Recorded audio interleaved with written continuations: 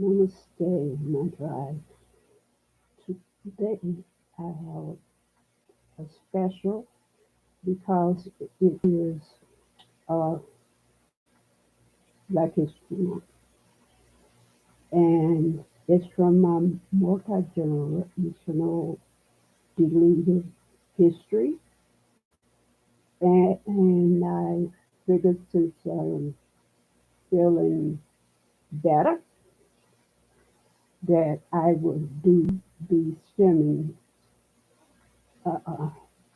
now. Uh, I don't know if I might have said it before. I can't remember. And maybe I submitted in the community board, but no, I didn't. Not this far. Uh, I realized that uh, not only with the CSID flare up do I have those symptoms. I learned that the flare ups also trigger asthma, and that's why I feel that why I always felt so bad, uh, along with the flare up and the asthma. I felt drained. So I will have to let my PCP know this. I hope I remember. Uh, I'll write it down so maybe in my calendar I can tell her, let her know, and see what she can do. And I also will tell my GI doctor too. And between the two and my pulmonary doctor, and between the three, they should be able to figure out something to help the triggers and the asthma and the inflammation because uh, that's what happens with the asthma. Uh, I also, my rheumatologist put me back on the not the Remicade because he said that will affect my uh, liver and it's not good. What he put me back on is, well, he really didn't take me off of it. I just was not able to see him because I had been so sick, so he did not approve the, what do you call uh, a new prescription. So when I went back to him, he wanted me to get back on the methotrexate, and that helps with the inflammation. So uh, they might say, well, that helps, and we don't want to give you anything else because of the liver. But uh, it works miraculously well because I took them uh, when I came from the specialist, and I actually started feeling a little bit better. And I said to myself, and I said that with the inflammation and the granules or whatever, and it will keep off my chocolate dosing. But it's also helping with, I believe, the asthma. So I will take it again, let's see, Wednesday, and I will check and see how I feel afterwards. But I'm very sure it's happened. Uh, so enough. Well, uh, I've always been sick, but as I said, but my daughter is sick also. So we are helping each other out and it's going well. She's feeling a little better, but I feel that she picked up a bug because, uh, as the doctors say, uh, COVID is still out there. So I always wear my mask when I go out to see the doctor or anybody else, and she doesn't. And I feel that maybe she got something. I hope it's not COVID, but she got something, and she's feeling miserable. And because of I'm so empathic, I feel what she's feeling too. So enough about that. What I'm gonna do first, as I always do, let me get my information here, and let's see. Excuse me.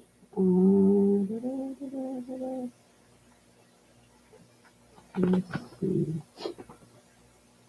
Let's see here. No, no, yes, yes, yes, it is. Um, and as I say, I have this hugs book, and it's inspirational. So, the women and men. I'm making it for women and men. Let's see here. Relationship built on honesty. I believe that uh, people should always be honest, honest. And I made that a, a policy with my daughter and I to always be honest no matter what, and in everything. I've taught her that, and I am that way. I'm always honest no matter what, and it may hurt you, but you most likely respect me, a person, if they are always honest. So relationships built upon honesty. Tell each other the truth because we will belong to each other. This is Ephesians chapter 4, verse 25. Honesty is the best policy, but it is not always the easiest. No, it's not. It's not easy. Easy, easiest policy. Sometimes the truth hurts, and sometimes it's tough to be a woman of integrity. You know, tough but essential. Author Catherine Marshall correctly observed the single most important element in any human relationship is honesty with oneself, true, with God, and with others.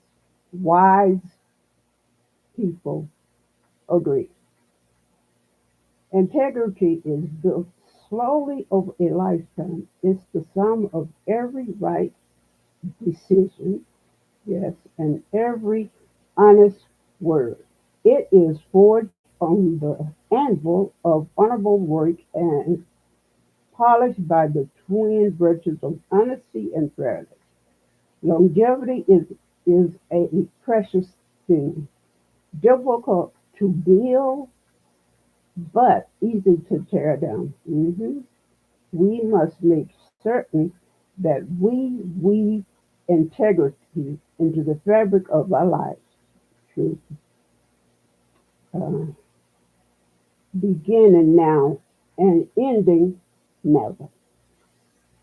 The most exhausting thing in life is being insincere. Yeah, you have to keep up those lies.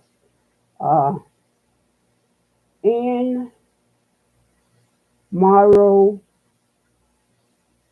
Lindbergh said that. Okay, now what I decided to do is is what I'm going to talk about uh, less. Okay, worldwide enslavement, and people think it's still not here, but it is. I will explain to you why I believe that. Okay, here is 10 points. Let's see here. Of my research and then my notes. Okay, okay. This is 10 things about race and policing in the United States. Okay. Uh, First, it is okay. Number one, majorities of both black and white Americans. I don't like the black and white. It is people of color and people of no color, melanin or whatever. I call them European.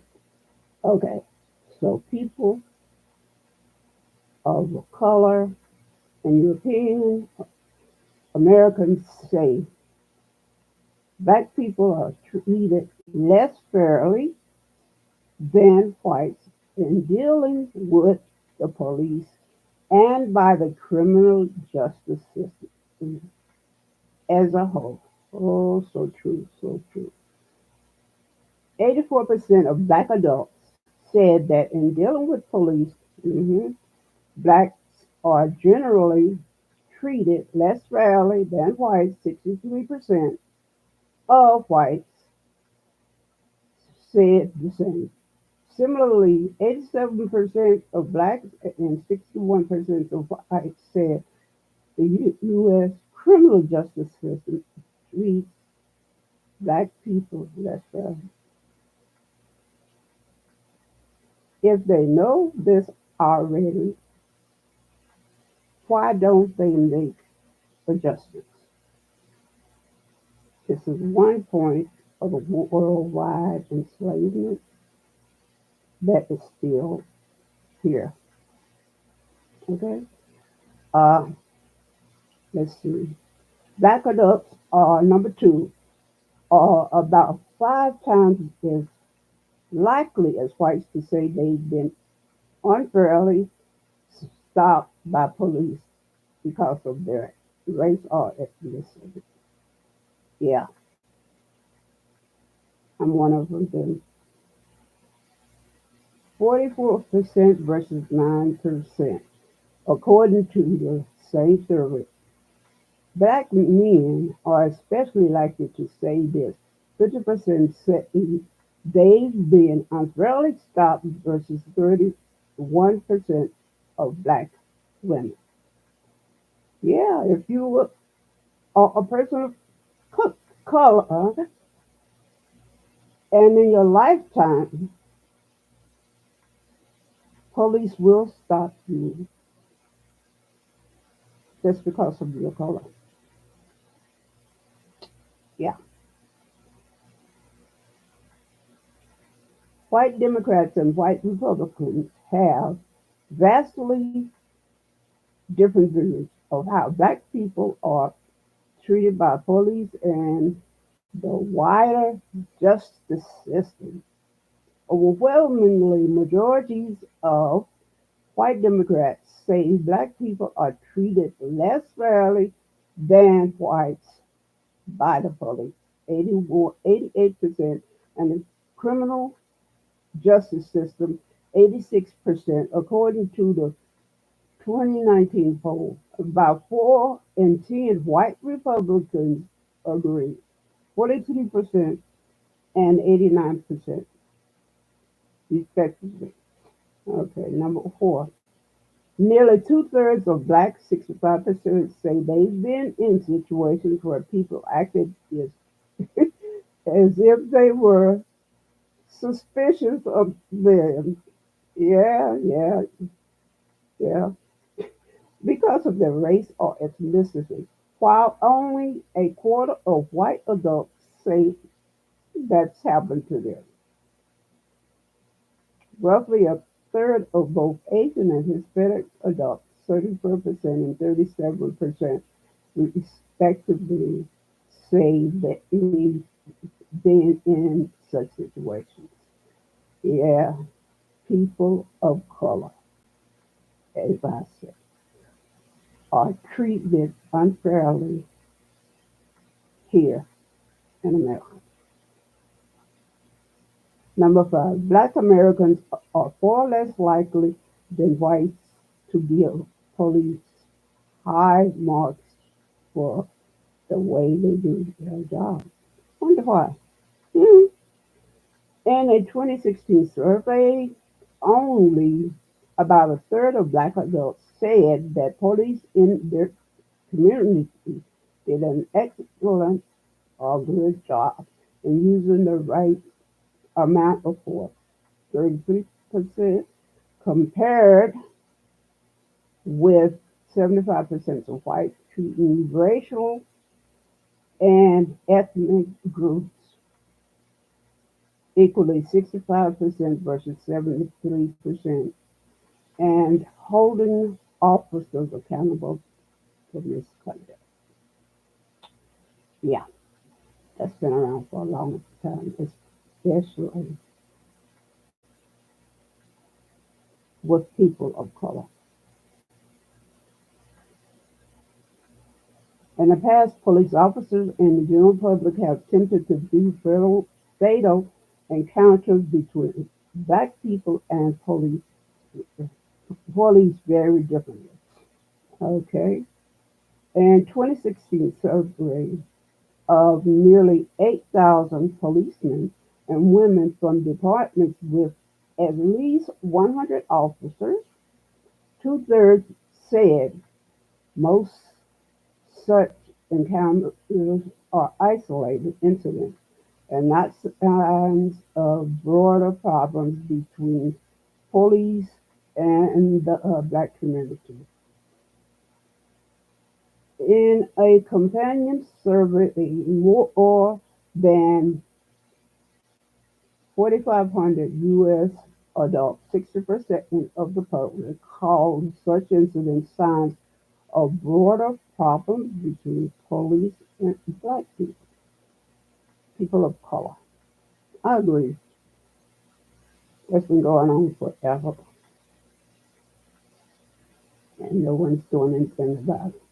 Number seven, around two-thirds of police officers, 68%, said in 2016 that demonstrations over the deaths of black people during encounters with law enforcement were motivated to a great extent by anti-police bias. I don't agree. Okay, let's see here. Number eight, white police officers and their black colleagues have starkly different views of fundamental questions regarding the situation of blacks in American society. I wonder why. Uh, the 2016 survey found, for example, nearly all white officers, 92%, but only 29% of their black counterparts said the U.S. have made the changes needed, no, to ensure equal rights for blacks. I just don't agree to that. Still don't have equality, and I will sum this up in a few minutes.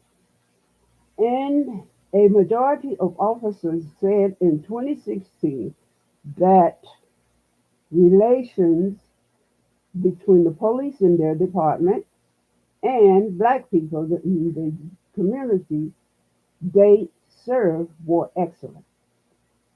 80% are good, 47%. However, far higher shares saw excellent of good community relations. No. With whites 91%, Asians 88%, and Hispanics 70%, about a quarter of police officers, 26%, said the relations between police and people of color in their community were open fair. I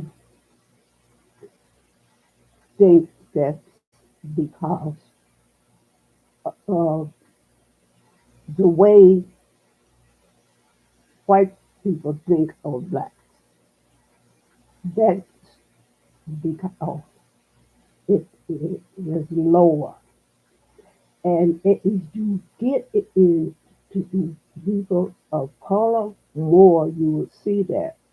For example, whites say that if the community relations between the community and the police says it is 91%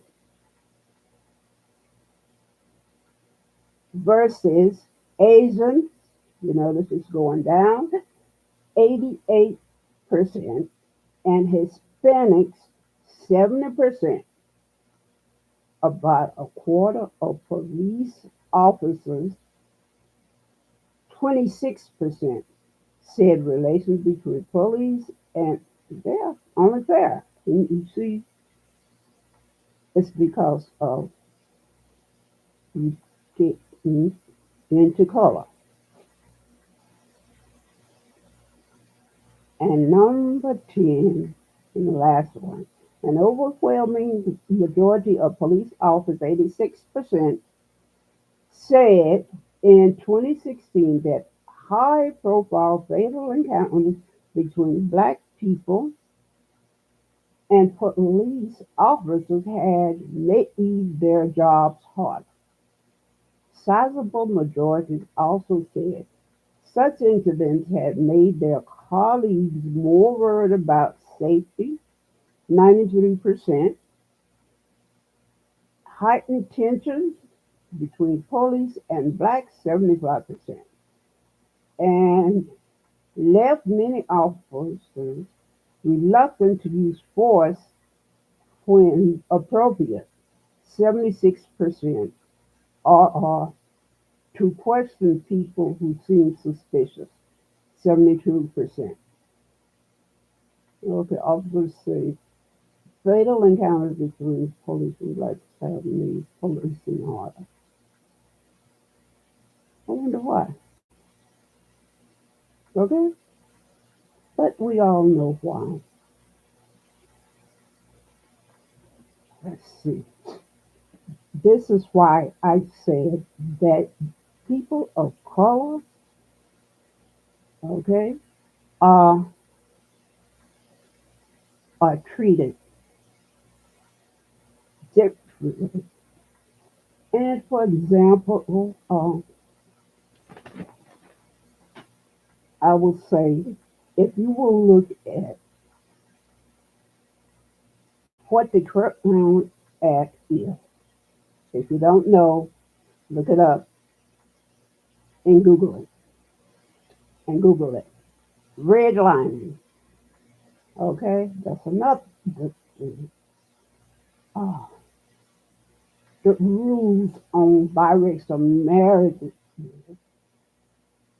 which have wasn't an issue, and I don't think it is now, but it might still be in some countries of America. And also, the last one is the segregation policy, okay? And I feel that the people, Europeans, are afraid of losing their hold on people of color, and they are afraid of these things losing their property, the money, the loss of money. their way of life to, they are afraid to, they are denying what they did to people of color over time and continually over the years. And they are afraid of losing this control.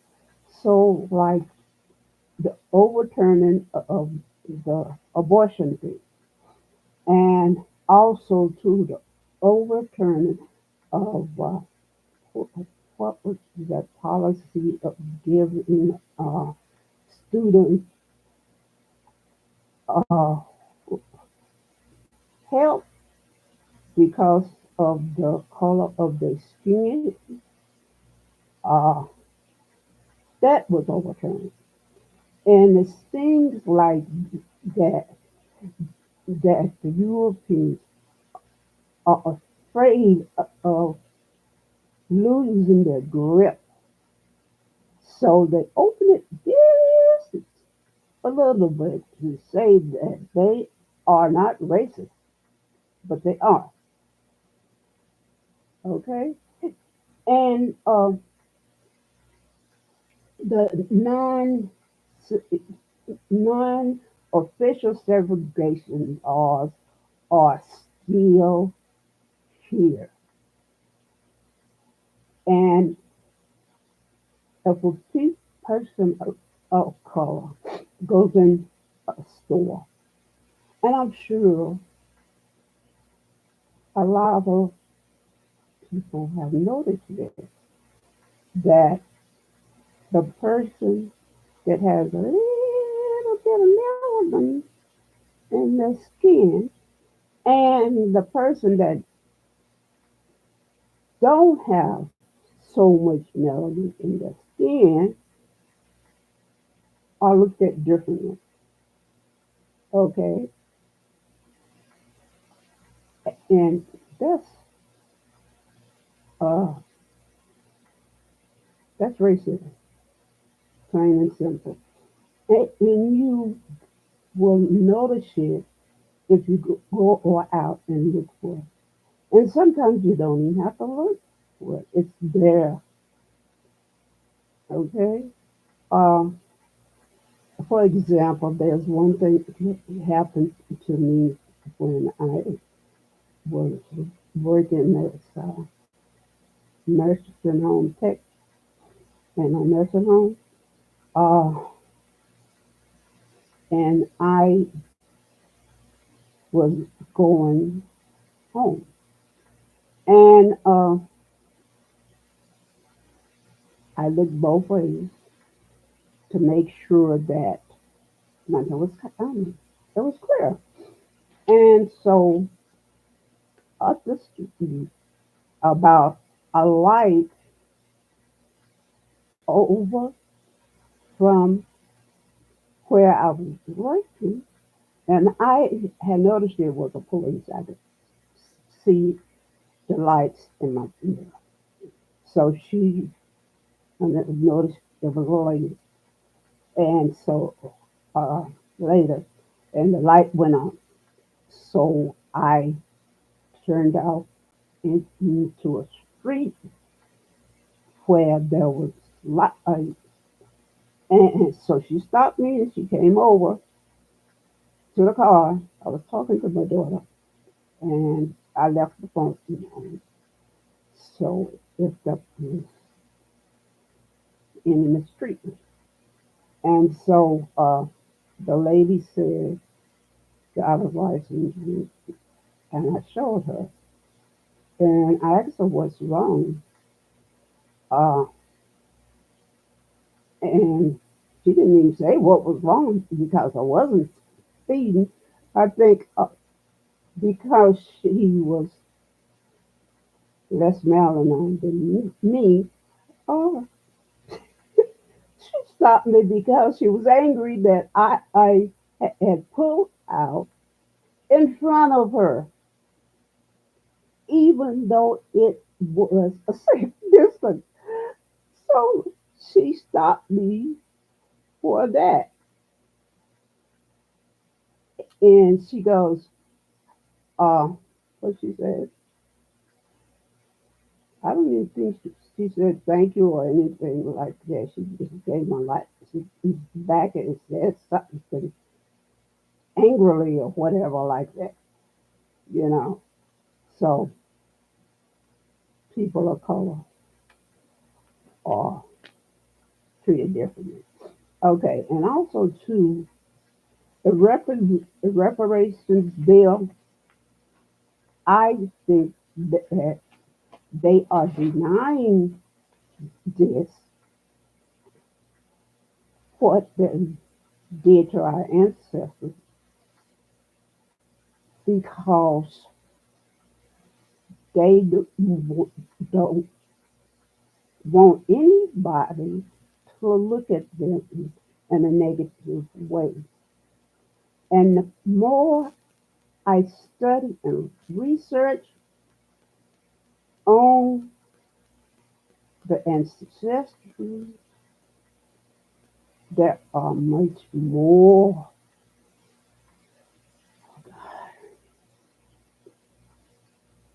than I thought. They treated our ancestors like dogs, like animals. And the more I get this information and research it, the angrier I get. And I feel that the Europeans need to let go, okay? And tell themselves, yes, they did do this to our ancestors, and they owe us reparations. And in my opinion, uh, if they had given us reparations when we were freed, that it was, if they were honest, I don't see them being honest, okay? It would have been in the billions if they are being honest. And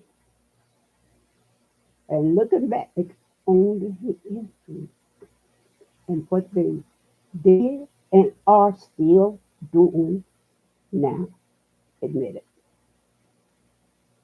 We are not equal, and they do not treat us as equal. There are so many injustices that are did to the people of color,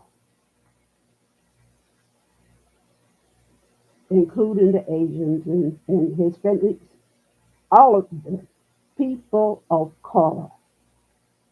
But with me, as I study the history and of my ancestry,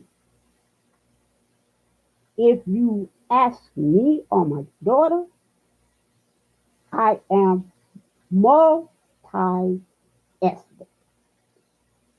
My people come from, my background comes from Asian, come from Hispanic, come from Jewish. You name it, multi-ethnic.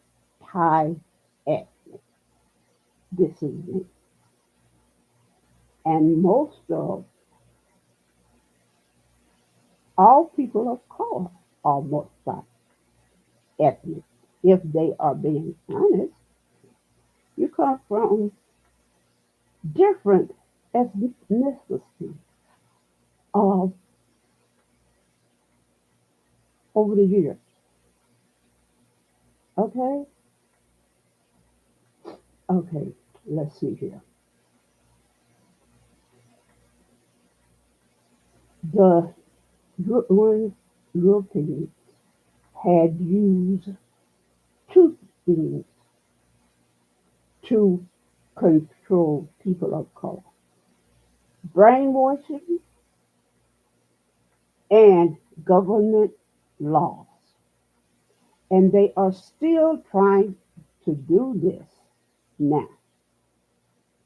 You need to look into history and research, or if you're a little bit lazy or whatever, uh, look into my YouTube, and I will give you research and let you know what did happen and still what is happening now. And they are using these two things right now. All right. Let's see here. And they say, the Europeans say, they built America. No, they did not. They neither had the knowledge or this technical skill. That came from our ancestors. Very educated, and they had skills upon skills and education and everything. The Europeans never had this, and they still don't now. Okay, they are still using our people. Okay, so okay, I now say that how can anyone try to deny what the Europeans did? Not only Europeans, but other countries did also, and uh, that was wrong. And I say that okay, my advice is don't put off what the government inevitably owe each and every one of color. Okay, than ancestors which was enslaved. Okay, because as the years pass, the cost and what the government owes get worse. Right now, if you put together everything they did over the years, it would be, and I'm sure the government knows this too, it would be not billions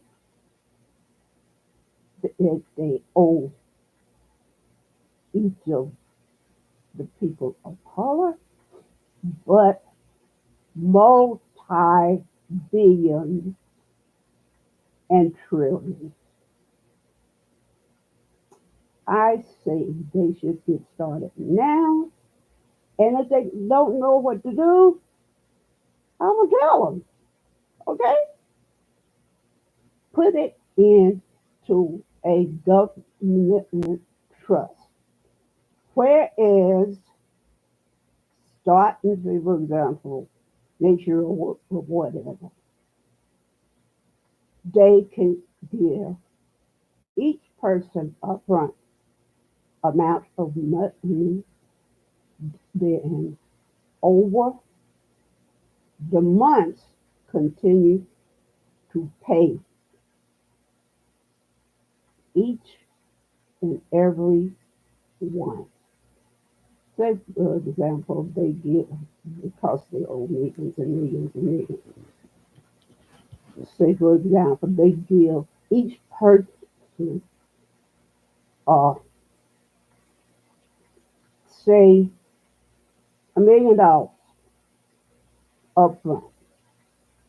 And then over the years, like, say, for example, it's April, then in May, that person would get, say, for example, $100,000, or $50,000. Say, for example, $50,000 per month until their death. And if we have anyone underneath them that is born within that time, then that child would get that money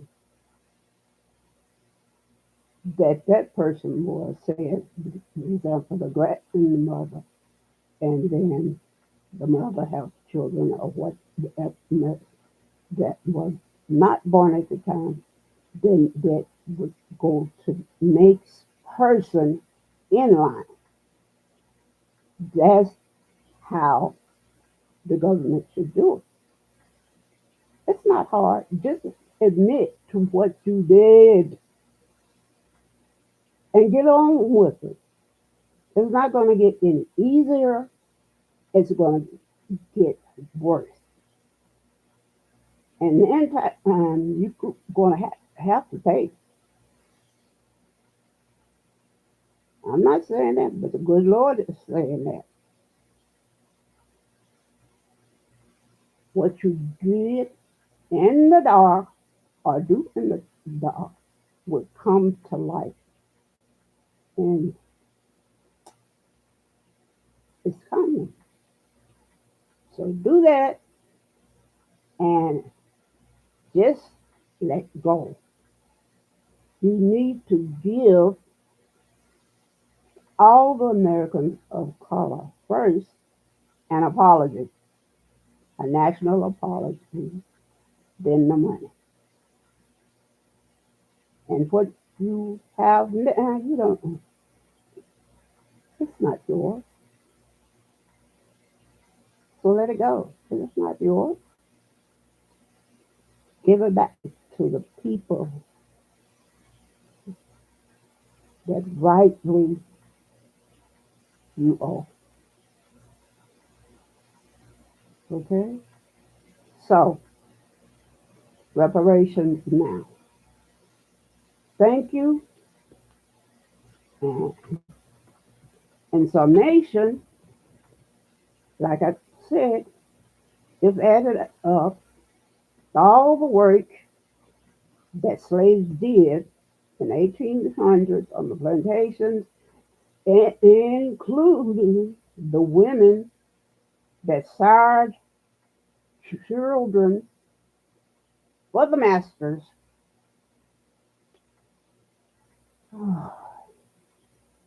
it would add up to trillions and trillions now in 2024.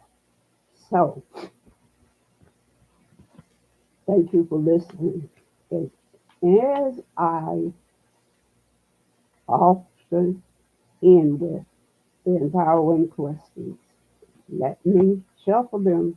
Oh, my great shuffle. You like my great shuffle? I'm an expert. Yeah. So, let's see here. I always take the one on top, and I will show you this. You get to see it first before I do.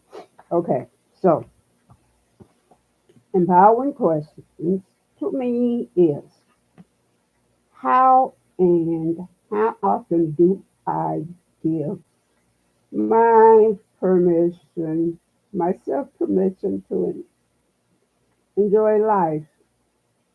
Okay, this is two-part question.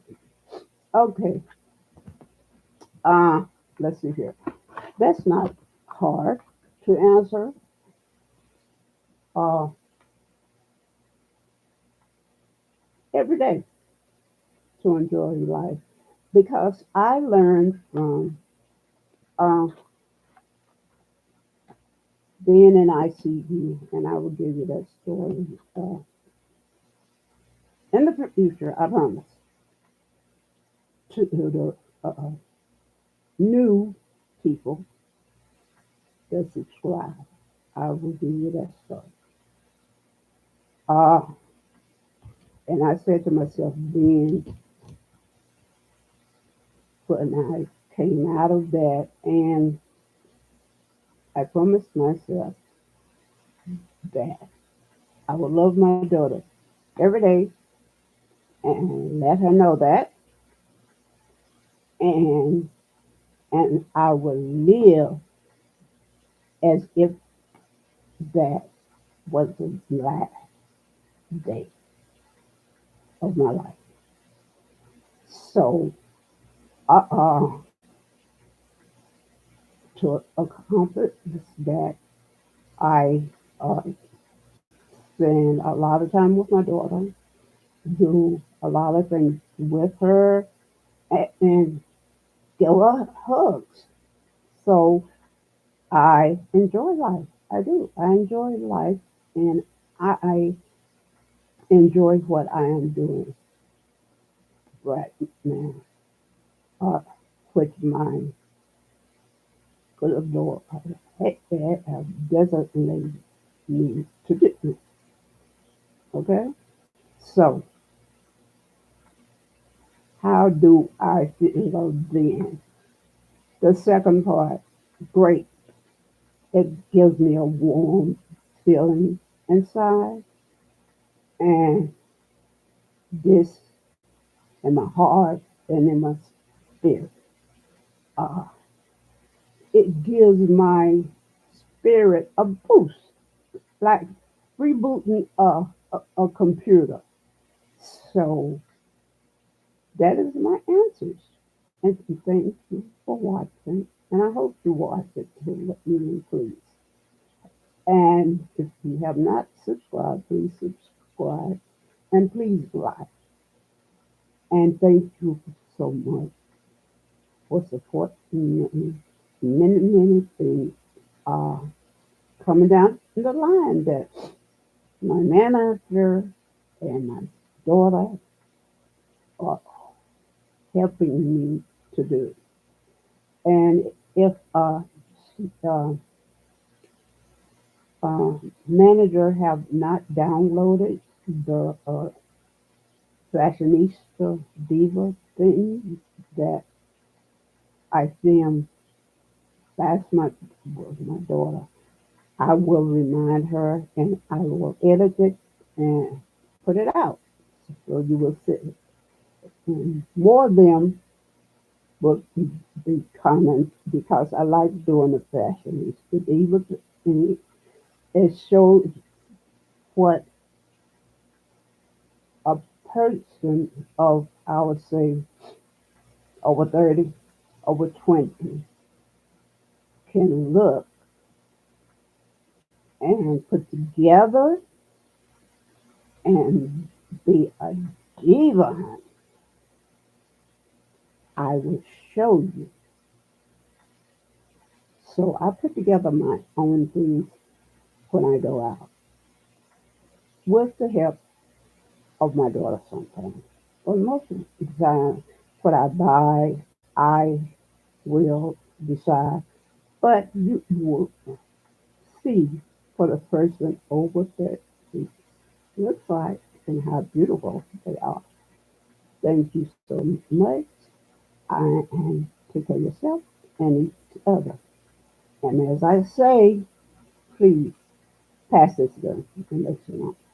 Thank you and good night.